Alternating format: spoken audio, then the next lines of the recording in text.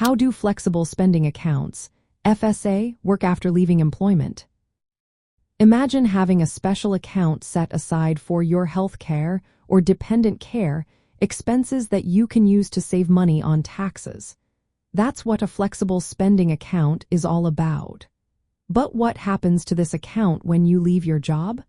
Let's break it down so you can plan ahead and avoid losing any money.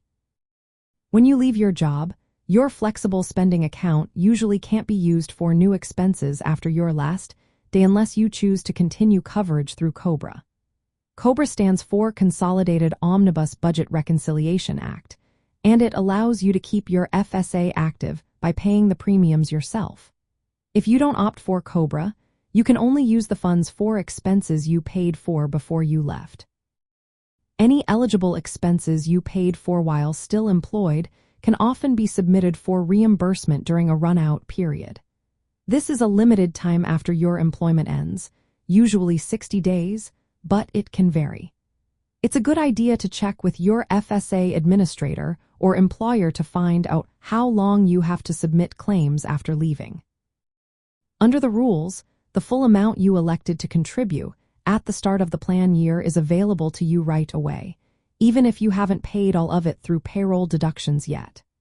This means if you set aside $1,000 for the year, you can access the entire amount at the beginning. But if you leave early, you are not required to pay back any funds you've used beyond what you've contributed so far.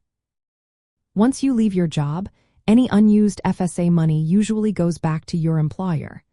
You don't get to take it with you or roll it over to a new employer's FSA. This is because the account is owned by your employer, not you.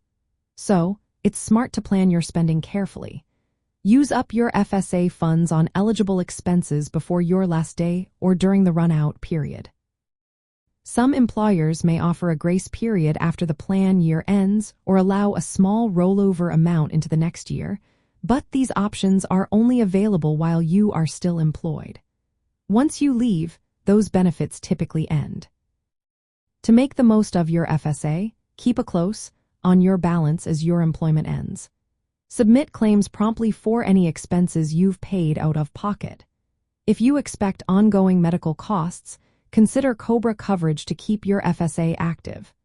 And if you think you might leave your job soon, try to estimate your expenses carefully during open enrollment to avoid losing unused funds.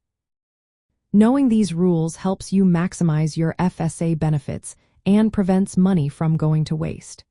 It's all about planning ahead so you can cover your health and dependent care needs without losing out on the savings you've worked for.